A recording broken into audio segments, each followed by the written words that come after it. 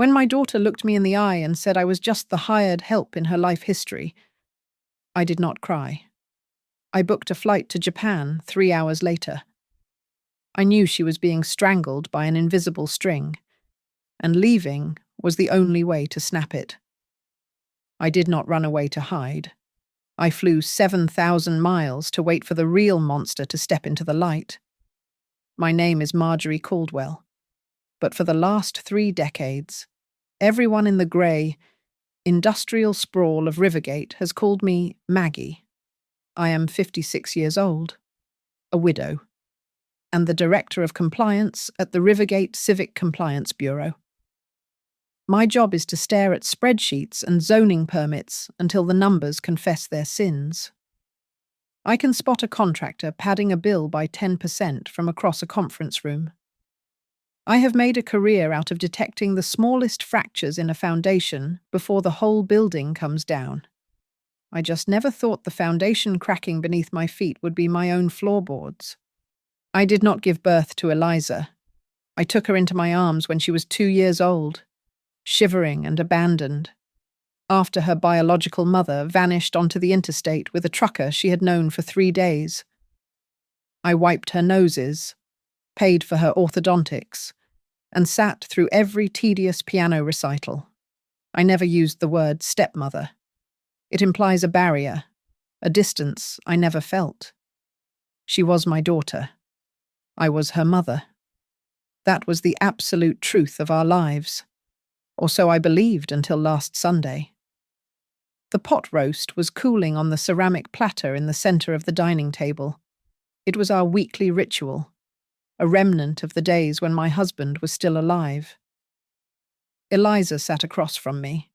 She is 28 now, a grown woman with a career in graphic design, but in that moment, she looked like a teenager reciting lines from a bad play. Grant Whitaker, her husband of 3 years, sat beside her. He was not eating. He was staring at his phone, his thumb hovering over the screen as if he were waiting for a command. Eliza took a sharp breath. "I need to tell you something.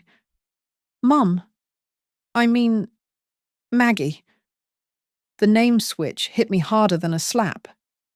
She had never called me Maggie to my face. I set my fork down, aligning it perfectly with the edge of the placemat. "I am listening," I said. "I found her," Eliza said, her voice trembling slightly. "I found my real mother. I need to go see her, and I think you should give me space." Grant shifted in his chair. He did not look up. He did not reach out to hold his wife's hand during this emotional revelation. He just tapped his screen once. It felt scripted.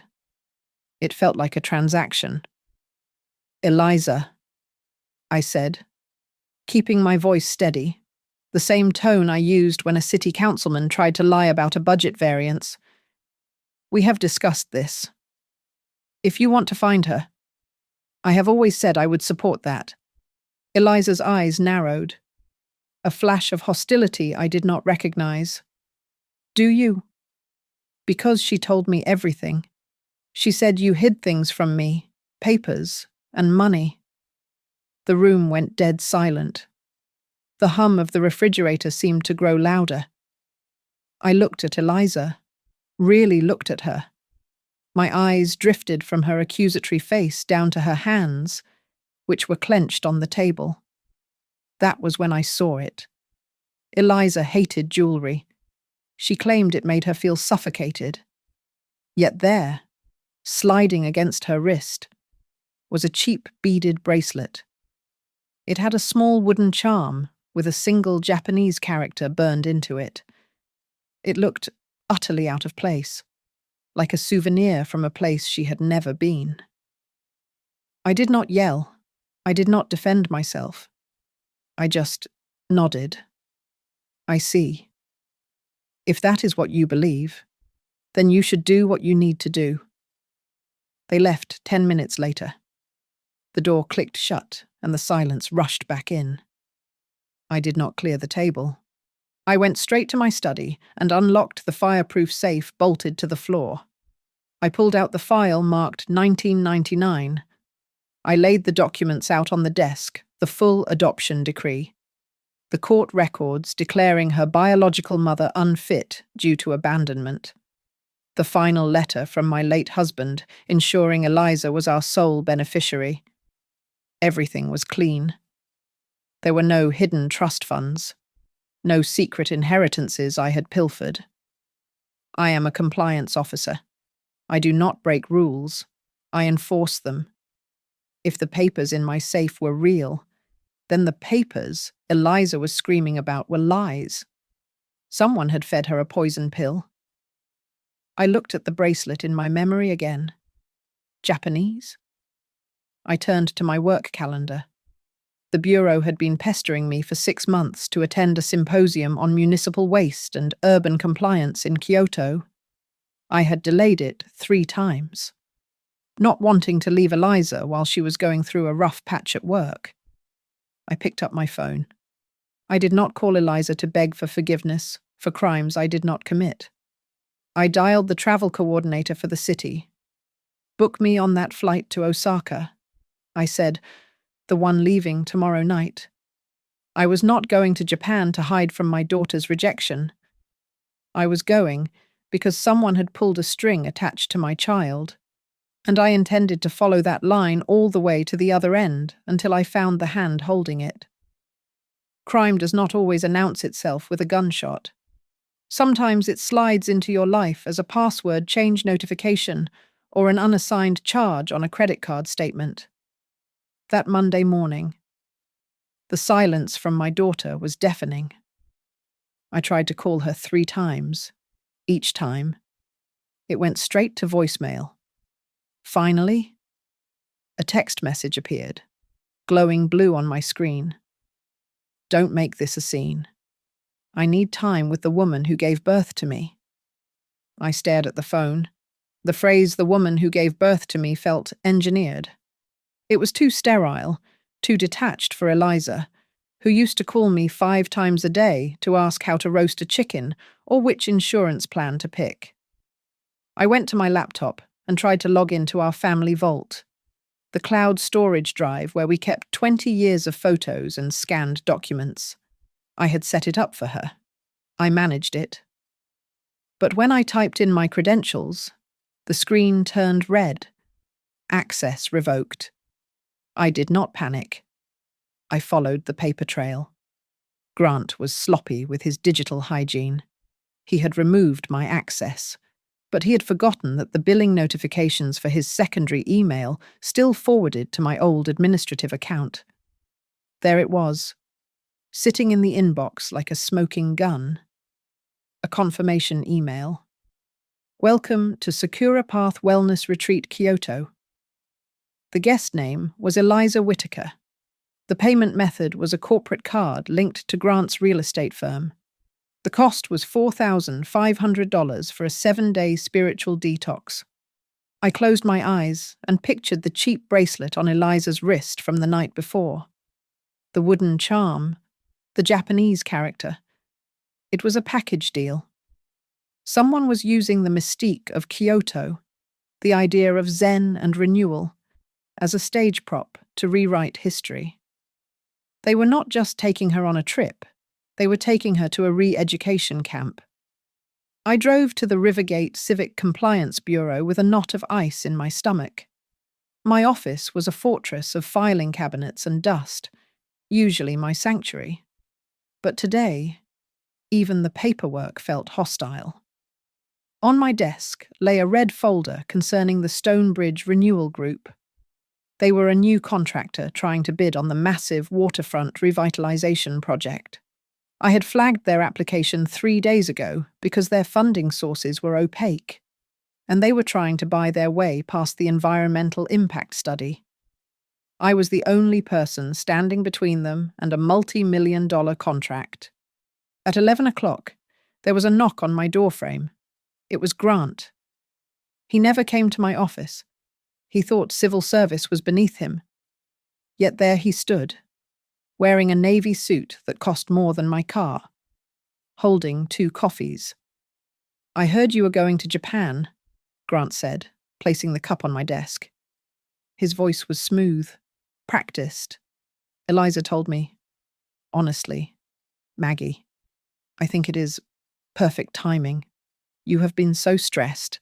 The distance will be good for everyone." He was smiling, but his eyes were not. He was scanning my desk. I watched him closely. "I have spent 30 years watching developers lie about load-bearing walls. I know what relief looks like, and I know what anticipation looks like." When he said perfect timing, the corner of his lip twitched upward. It was a micro-expression of victory. He was not happy I was getting a vacation. He was happy the watchdog was leaving the gate. "I suppose you are right, Grant," I said, keeping my hands folded on top of the Stonebridge file, covering the label. "I need the fresh air." "Exactly," he said, exhaling a breath that sounded like a laugh. "Just relax. Don't worry about Eliza. We have it handled." He left as quickly as he arrived. As soon as his footsteps faded down the hall, I locked my door. I did not drink the coffee. Instead, I plugged a secure thumb drive into my terminal. I downloaded every legal document I had regarding Eliza's adoption, my late husband's will, and the deed to our house. Then, I logged into the one shared account they had not thought to block yet, a dormant emergency alert system for the house. I changed the password. I set up a silent notification trigger. If anyone tried to access the digital records of my home while I was in the air, I would know. I was leaving the country. But I was leaving the door unlocked just enough to see who would try to sneak in. The silence of a hotel room in a foreign country is a specific kind of heavy. It presses against your ears. I sat in a stiff armchair in my room on the 14th floor, looking out at the Kyoto skyline.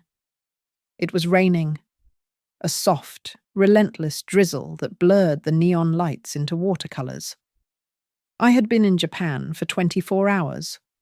I had attended 3 seminars on waste management protocols and shaken hands with 2 vice mayors.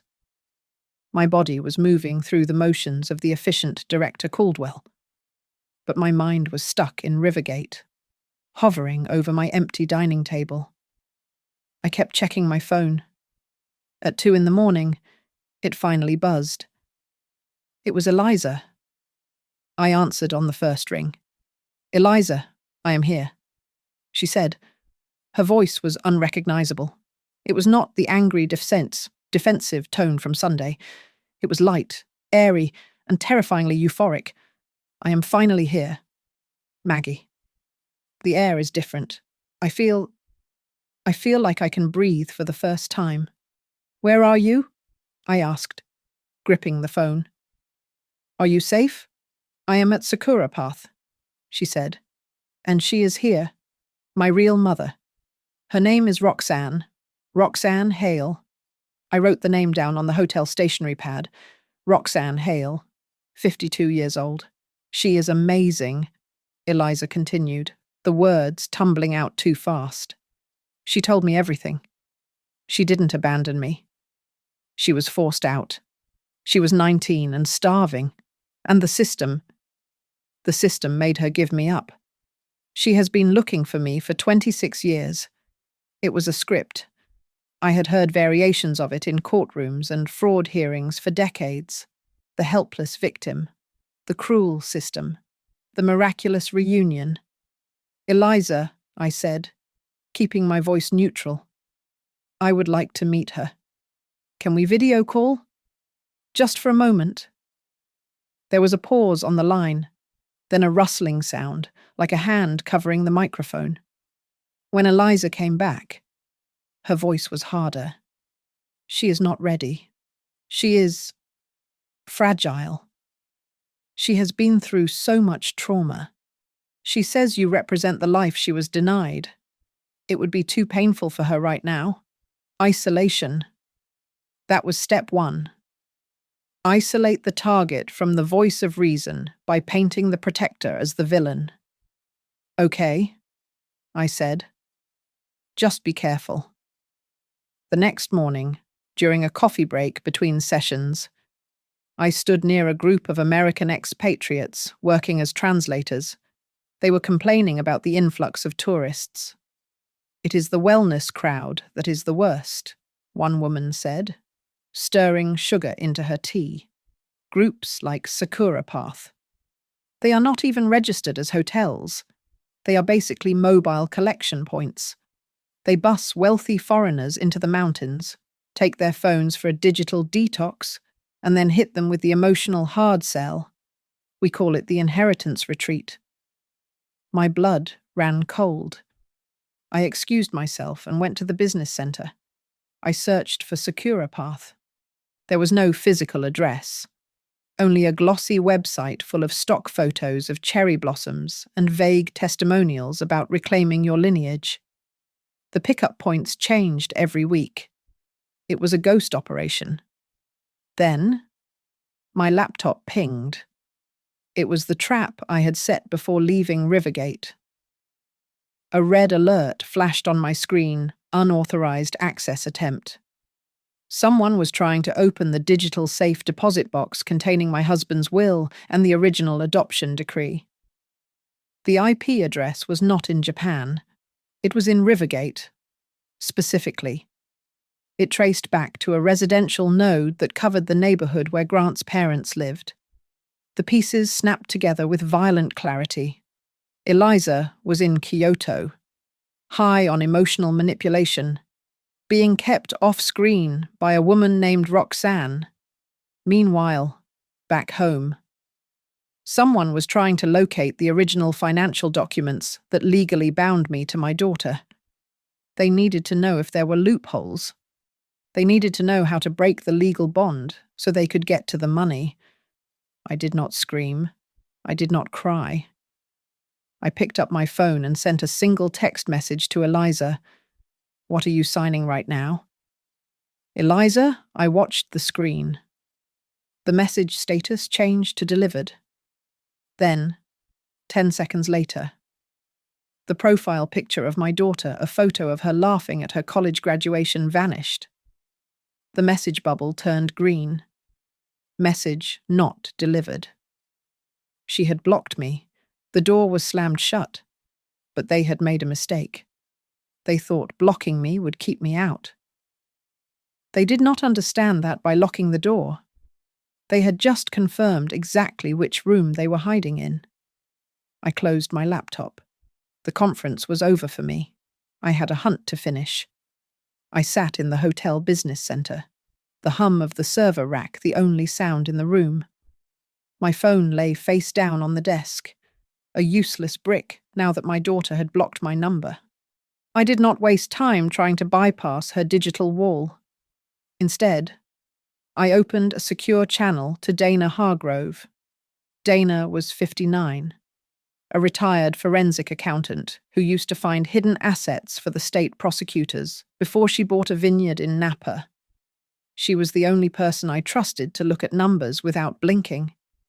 Maggie, Dana said, her voice crisp over the speaker. I have been digging into your Roxanne Hale. She is slippery. Tell me, I said, opening a new spreadsheet to take notes. Roxanne Hale is just her current handle. Dana said. She was born Roxanne Miller, then she was Roxanne DeLuca, then Roxanne St. James. I found civil judgments against her in Arizona, Nevada, and Oregon. The pattern is identical every time. She targets young adults with inheritance potential, offers spiritual consulting or trauma healing, and then gets slapped with lawsuits for undue influence regarding asset power of attorney. She settles out of court, signs a non-disclosure agreement, and moves to the next state. I stared at the screen. It was not a reunion. It was a business model. And Grant, I asked. What about his financials? That is the interesting part, Dana replied. Your son-in-law just filed for a Chapter 11 restructuring for his real estate holding company. He is underwater. Maggie. He needs a bridge loan of $2 million by the end of the month to avoid liquidation. The bank requires collateral. He listed anticipated family assets on his application 3 days ago. The picture resolved itself with sickening clarity. Grant did not just want me out of the house. He needed Eliza to sign over control of the trust her father left her, and he needed her to do it while she was emotionally compromised, surrounded by incense and a woman playing the role of a martyr. I was the compliance officer who would have read the fine print, so I had to be removed from the board. I hung up and walked out to the conference lobby. I scanned the room until I found Leonard Pike. He was 61, a disheveled American lawyer who specialized in cross-border fraud. We had exchanged cards at the mixer. I cornered him by the coffee station. "Leonard," I said quietly, hypothetically, if a U.S. citizen is coerced into signing a power of attorney in Japan, how do I stop it from being executed in the States? Leonard looked at me over the rim of his glasses. "You file an immediate motion of incapacity with the local probate court and notify the financial institutions that the signature is contested. You freeze the water before it flows downhill." I thanked him and went back to my room. I needed to buy time. If Grant thought I was suspicious, he would accelerate the timeline. I opened my email and typed a message to Grant. Subject: enjoying Kyoto. Grant. The conference is more intensive than I thought. I might extend my stay by 3 days to visit some temples. Tell the kids I love them and to have a wonderful retreat. I hit send. I was playing the oblivious mother-in-law. 2 minutes later, a notification popped up on my work phone. It was not a reply from Grant. It was an automated alert from the Human Resources Department at the Rivergate Civic Compliance Bureau. Subject: notice of administrative leave. Dear Director Caldwell, we have received a formal whistleblower complaint alleging embezzlement of municipal funds regarding the Stonebridge project. Pending an internal investigation. Your access to all Bureau systems is suspended effective immediately. I sat back in the chair. The room seemed to tilt. The timing was too precise to be a coincidence. The complaint had been filed exactly when Eliza was isolated in the mountains. This was the second half of the pincer movement. Grant and his partners knew I would eventually figure out the fraud, so they decided to destroy my credibility first. If I returned to Rivergate as a disgraced bureaucrat accused of theft, no judge would listen to my claims about Eliza. They were stripping me of my daughter, my money, and my name. All in 1 week. I looked at the email again. I did not feel fear. I felt the cold, hard focus of a person who finally understands the rules of the game. Fine. I whispered to the empty room. If you want a war, I will give you a war. The suspension notice from the Bureau was meant to be a muzzle. I treated it like a starting gun. I did not pack my office in a panic or call my union representative to weep about unfair treatment. Instead, I dialed the number for the Rivergate city attorney and put him on speaker. "I am acknowledging receipt of the suspension," I said, my voice flat. "However, I am formally invoking Article 7 of the Municipal Charter. I am requesting an immediate, independent forensic audit of my entire department, retroactive to the last fiscal year. I am surrendering my government-issued laptop and phone to the U.S. consulate here in Kyoto for a secure chain of custody. If I am being framed, I want the fingerprints on the evidence preserved." There was a long silence on the other end before the attorney cleared his throat. "Maggie, that is, extreme. If we bring in external auditors, they will freeze everything. The Stonebridge project will stall." Then let it stall. I said, if I am a thief, catch me. If I am not, ask yourself who benefits from removing the compliance director 2 days before a major contract review. I hung up. The accusation was a boomerang. By demanding an audit, I had just ensured that the Stonebridge Renewal Group could not move a single dime without a team of federal accountants watching. 30 minutes later, Dana called me on my personal cell. You were right to freeze them, Dana said. I tracked the consulting fees the Bureau paid to Stonebridge last month. They did not go to architects or engineers.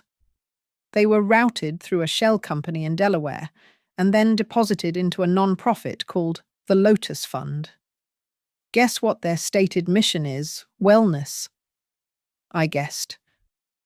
Holistic wellness and trauma recovery, Dana confirmed. It is a money loop. Maggie. They steal public money in Rivergate to fund the cult in Kyoto, which then recruits victims to sign over their private inheritance. It is not just fraud. It is an ecosystem.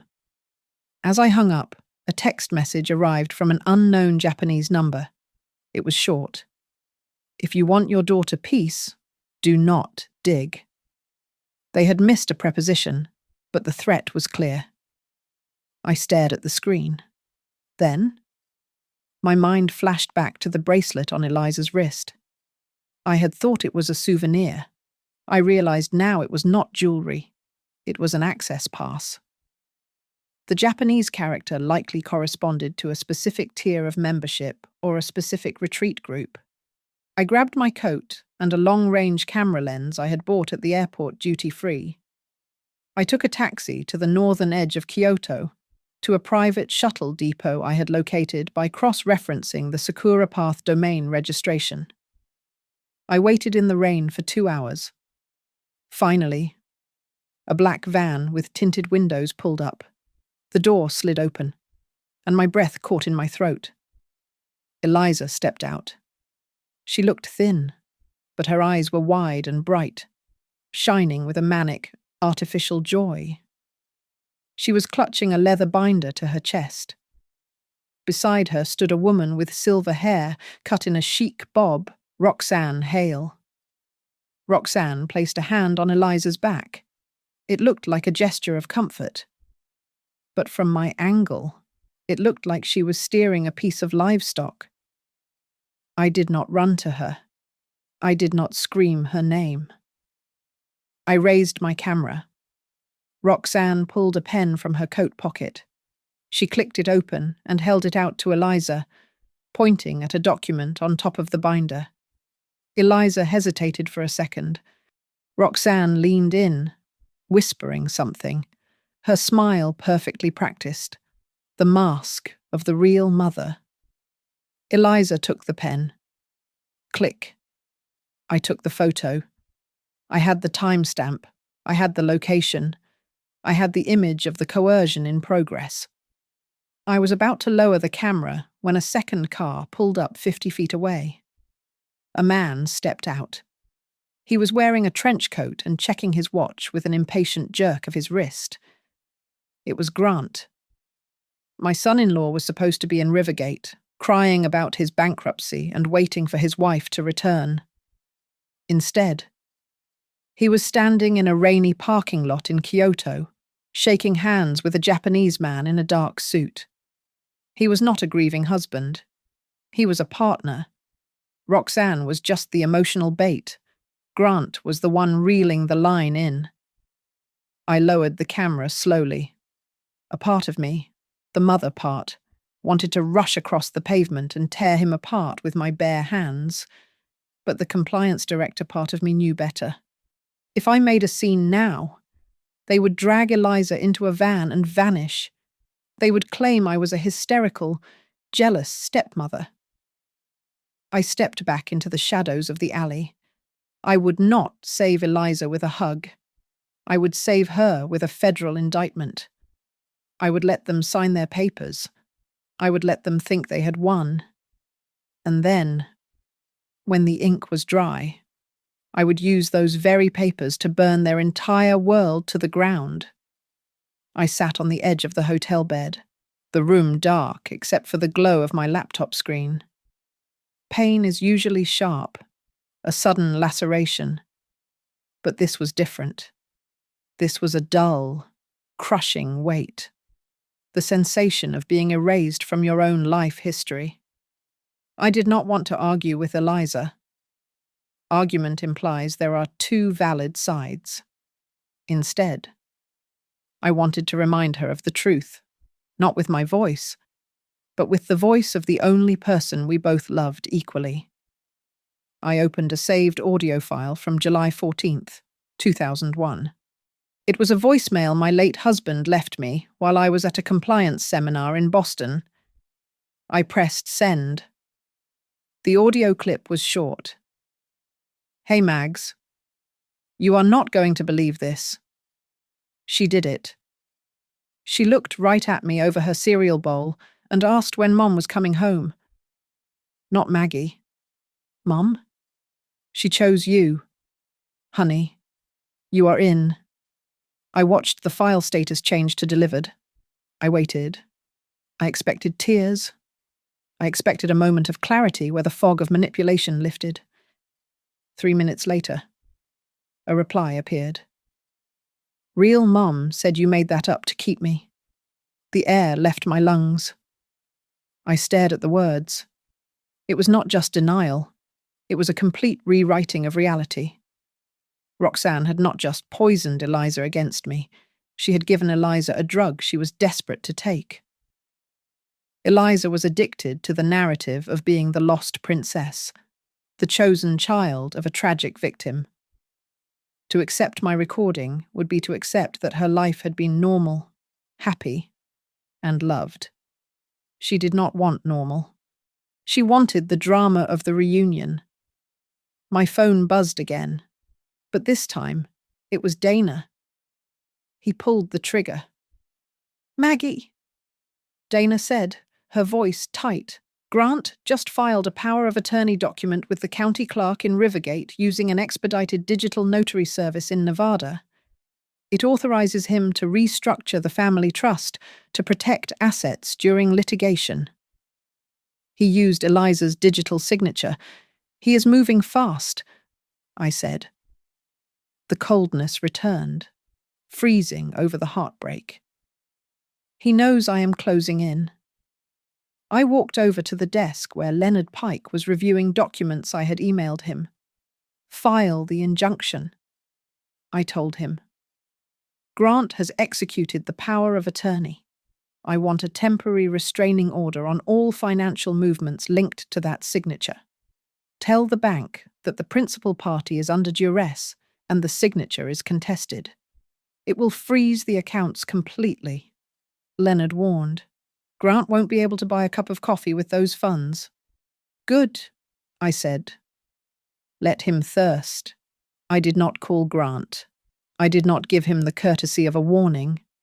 I wanted him to walk into the bank with his chest puffed out, only to have his card declined in front of the teller.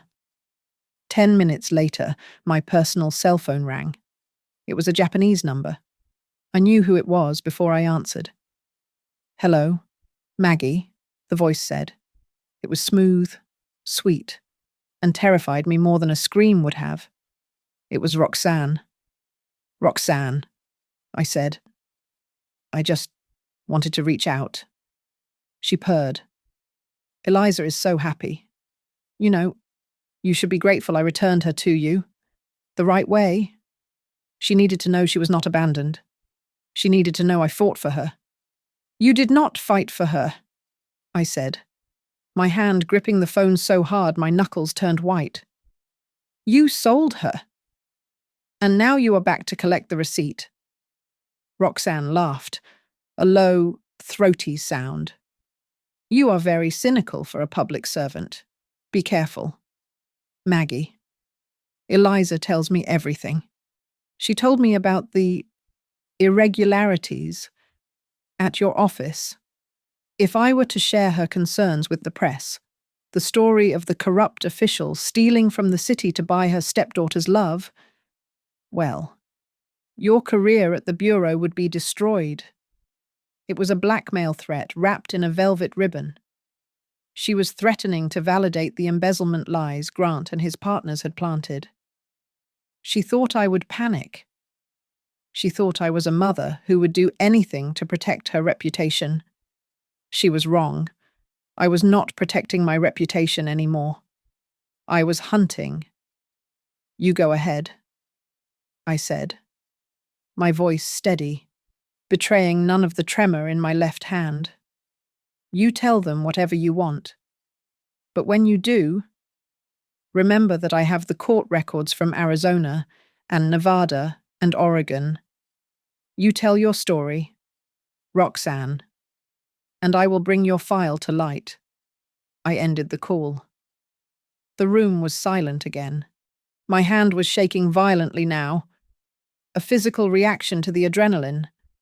But when I caught my reflection in the dark window, my eyes were unblinking. I was done being the victim.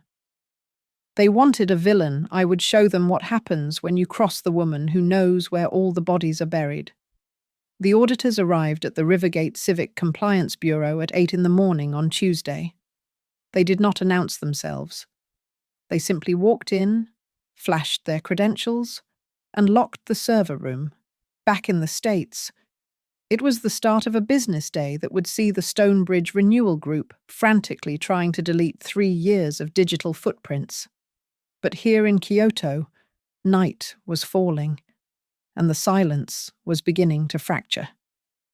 My phone vibrated against the mahogany table of the hotel bar. It was Grant. He had called 12 times in the last hour. I let it ring until the voicemail kicked in, then I waited for the next one.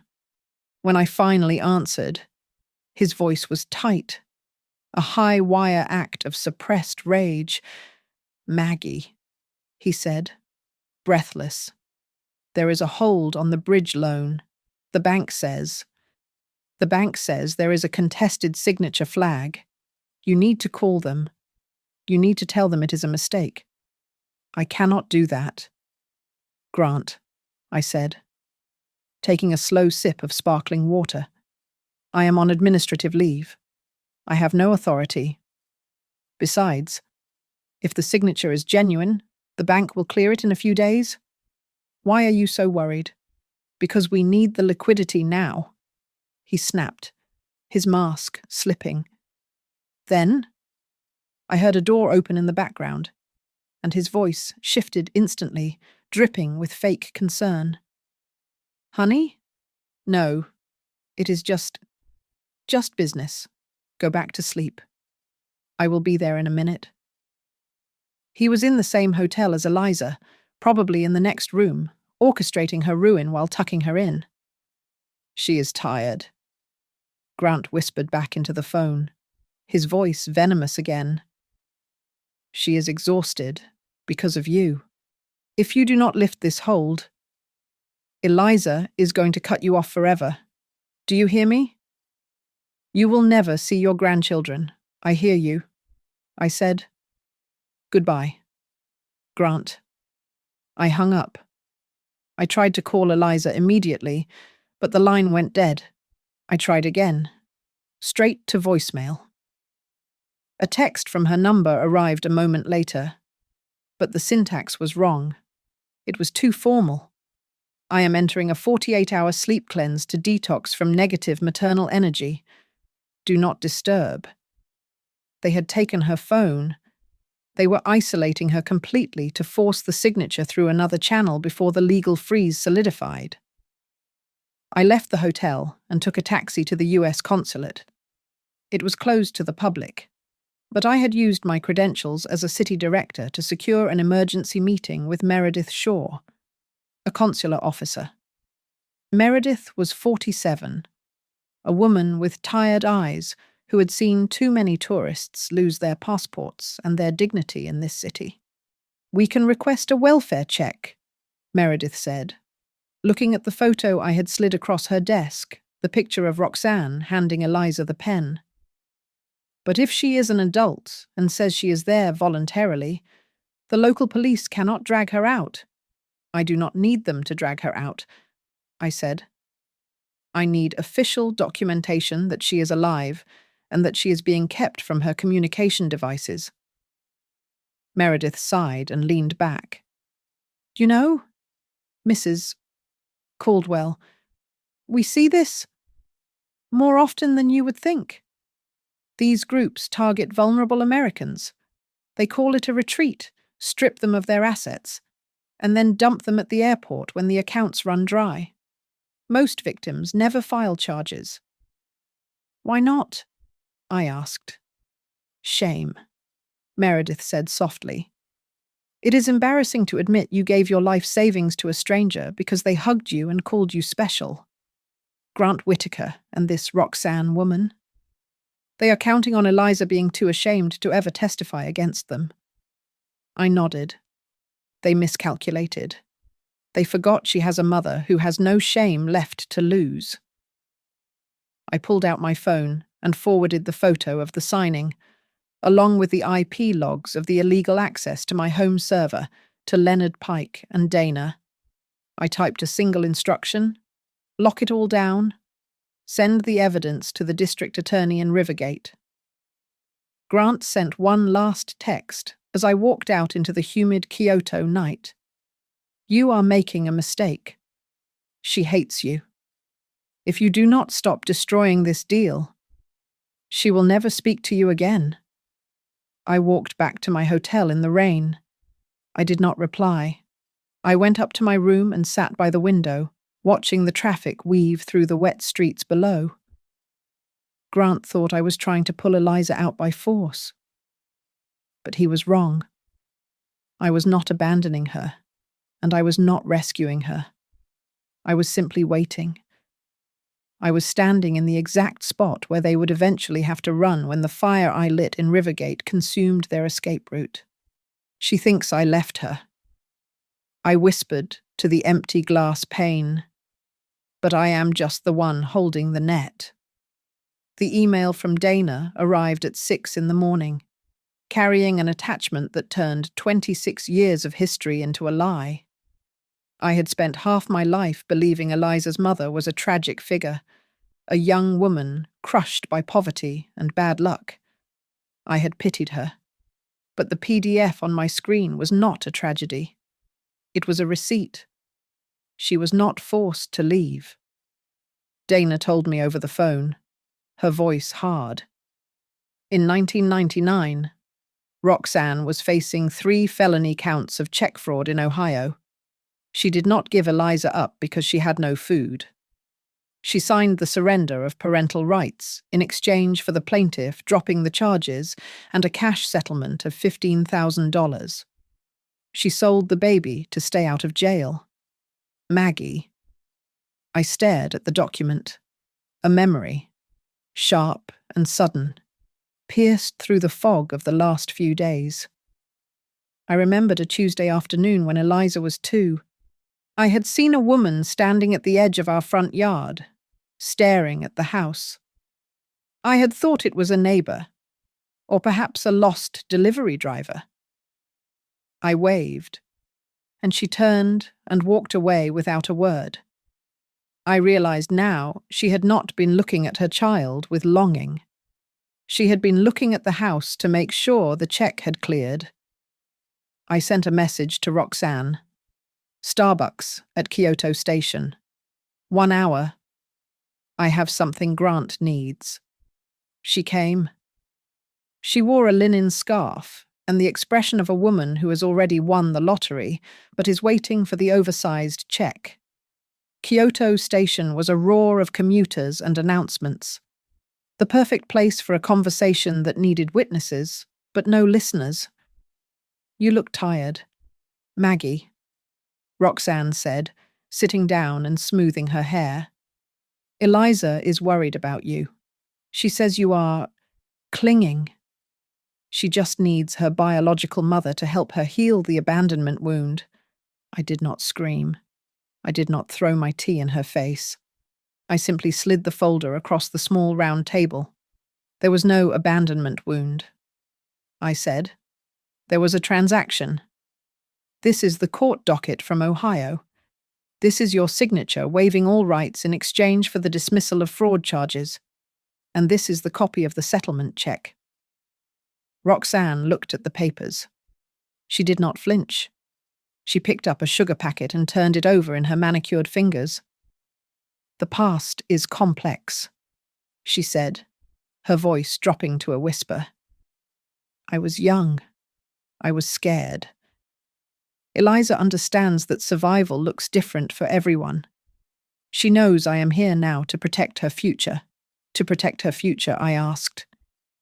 Or to secure Grant's, Roxanne sighed. A theatrical exhale. Grant is just trying to help. He told me how you have been obstructing the family finances. He said if you would just stop blocking the Stonebridge release, everyone could move on. The world stopped. The noise of the station fell away. I had never mentioned the name Stonebridge to Eliza. I had certainly never mentioned it to Grant in the context of family money. Stonebridge was a classified contractor I was investigating at work. The only way Roxanne could know that name was if she was part of the scheme to silence me. I leaned in. I never told Grant about Stonebridge. Roxanne froze. The sugar packet in her hand stopped moving. Her eyes flicked to the left, searching for an exit strategy that did not exist. I paid for your flight. Roxanne, I asked softly.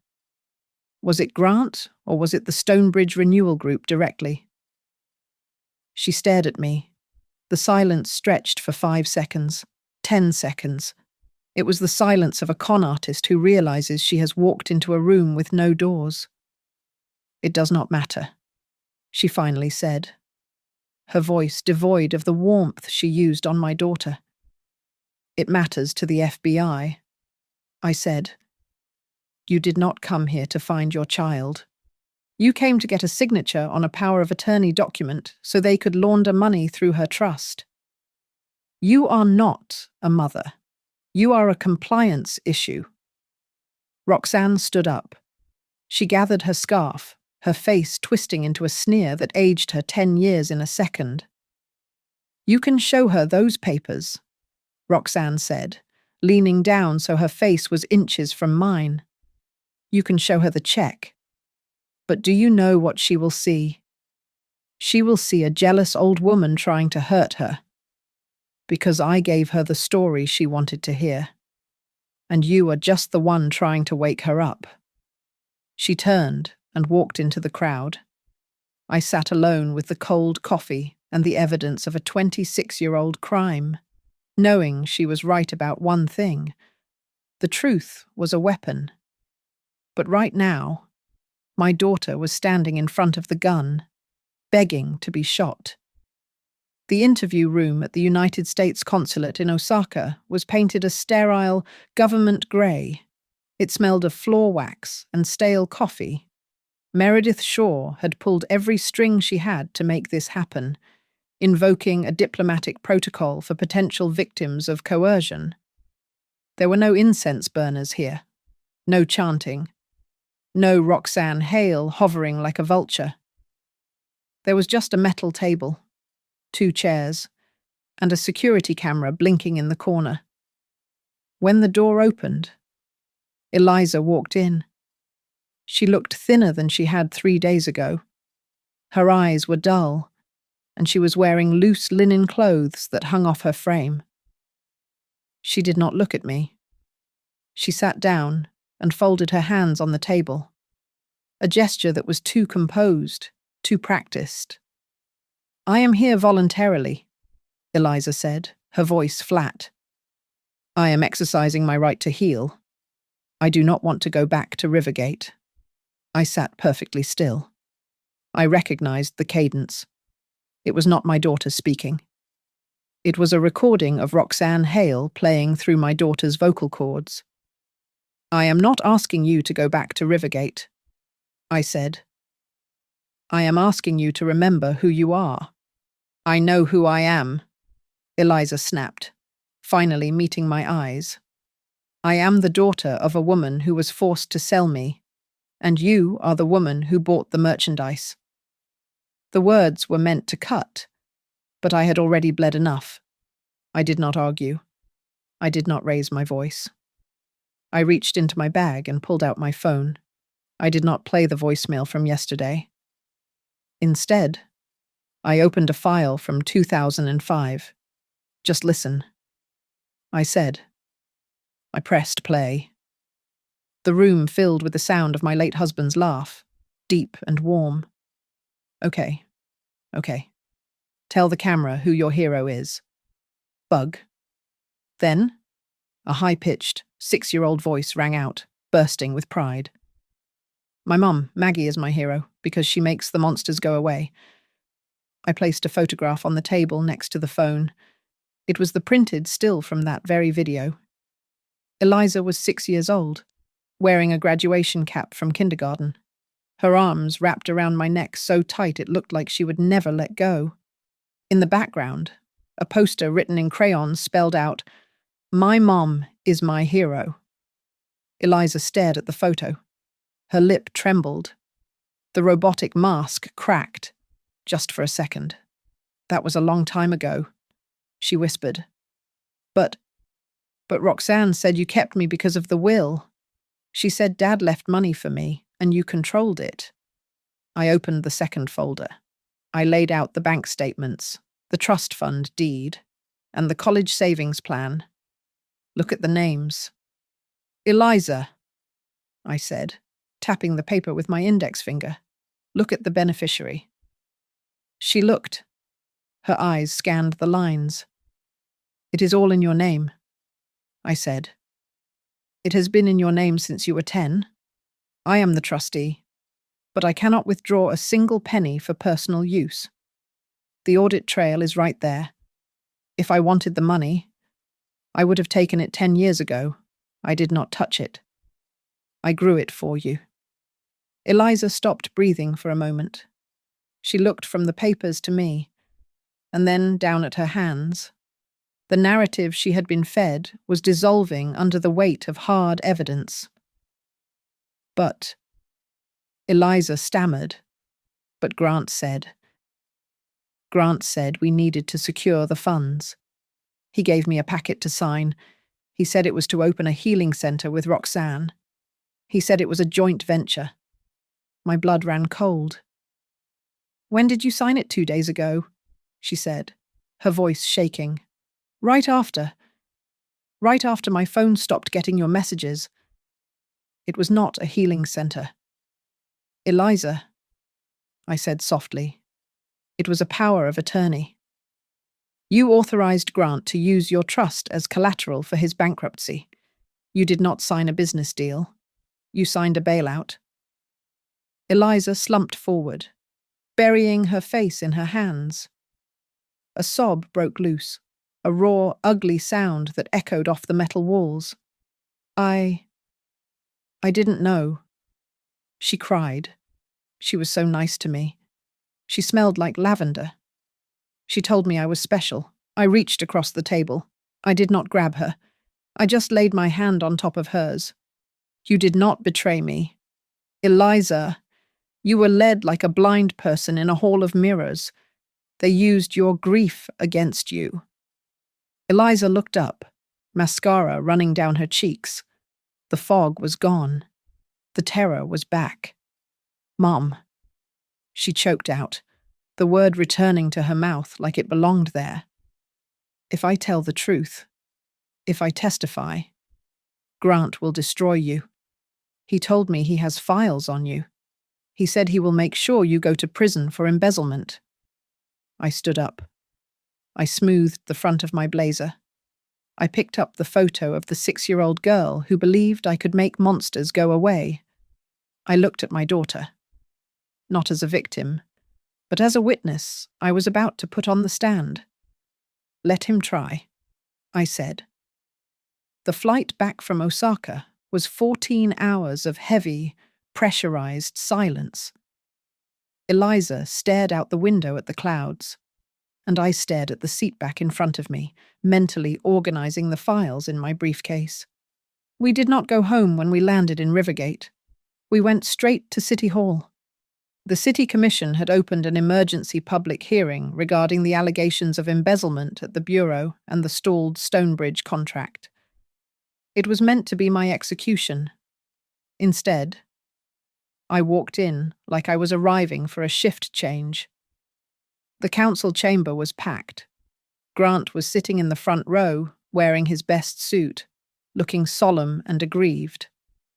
Beside him sat a high-priced lawyer and, shockingly, Roxanne Hale, who had flown in on a separate flight to play the role of the concerned biological mother. They expected me to beg. They expected a plea deal. I walked to the podium and placed a heavy stack of documents on the microphone stand. I am not here to defend myself against the allegations of embezzlement. I said into the microphone, I am here to report a felony conspiracy to defraud a municipal trust. I opened the first folder. These are the server logs from my private residence, accessed illegally 2 days ago. The IP address traces directly to a device registered to Mr. Grant Whitaker. These are the bank records linking the Stonebridge Renewal Group to the Lotus Fund, a shell company that finances the Sakura Path retreat in Kyoto. And this, I held up a flash drive, is the sworn affidavit of my daughter, Eliza Whitaker, detailing how she was coerced into signing a power of attorney while being held incommunicado. Grant stood up, his face flushing red. This is insane. She is unstable. She is trying to deflect. The room murmured. Stonebridge's lawyer leaned over to whisper to their star witness, a nervous junior accountant named David, who had been pressured to testify against me. Grant smiled, thinking David was his ace in the hole. But I had visited David's mother the night before I left for Japan. I had promised him whistleblower protection if he told the truth. David stood up, his hands shaking. I cannot do it. He stammered into the silence. Mrs. Caldwell did not steal the money. I was ordered to falsify the ledgers by the Stonebridge project manager.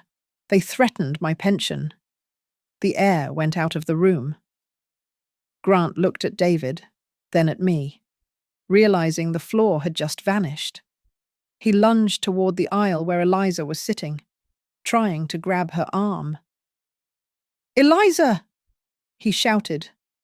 Tell them we are doing this for us." 2 bailiffs stepped in front of him before he could get within 5 feet of her. Leonard Pike, my lawyer, stood up and waved a paper. "There is an emergency temporary restraining order in effect. Your Honor, Mr. Whitaker is barred from any contact with the witness." At the same time, the back doors opened. 3 officers from the state police entered, followed by a federal marshal. They were not there for me. They walked straight to the front row. Roxanne Hale, the marshal, asked, "We have a warrant for your arrest from the state of Oregon regarding wire fraud and forgery, and a fresh warrant from Ohio for violating a 1999 court settlement." Roxanne's mask of Zen calm shattered. As they pulled her hands behind her back, she screamed, her voice shrill and desperate. "I am just a mother. I was just trying to reunite with my child. You cannot do this." Eliza stood up. She looked small in the chaos, but her voice was clear. She looked her biological mother in the eye. "You are not a mother," Eliza said. "You are just a person who sells stories, and I am not buying this one anymore." The gavel banged, declaring the hearing suspended, pending a criminal investigation. But the verdict was already written on the faces of the commissioners. The audit I had demanded had cleared me and exposed the rot in their own house. Grant looked at me as the police moved toward him to execute the arrest warrant for bank fraud. His eyes were wide, filled with the panic of a man who thought he was the smartest person in the room until the lights went out. What did you do? He whispered, his voice cracking. How did you do this? I gathered my files. I did not smile. I did not do anything. Grant, I said quietly. I just stood still in the right place. So you would run into the light. The chaos swirled around us, flashing cameras, shouting reporters, the metallic click of handcuffs closing around Grant's wrists. But in the center of the storm, there was a moment of absolute stillness. Eliza turned to me. She was trembling. She stepped forward and buried her face in my shoulder, weeping. I am sorry. She sobbed into my blazer. I thought I needed my real mother. But I just realized I needed the one who stayed. I held her tight, resting my chin on her head as the police led Grant and Roxanne away. I did not cry. I just let out a long, slow breath, the kind you exhale after holding up the sky for 20 years. The foundation had held. Thank you so much for listening to this story. I would love to know where you are tuning in from. Today, are you listening while driving, cooking dinner, or maybe relaxing before bed? Please let me know in the comments below so we can connect. If you enjoyed this story, please subscribe to the Nora Revenge Stories channel, like this video, and hit that hype button so we can share this journey with even more people.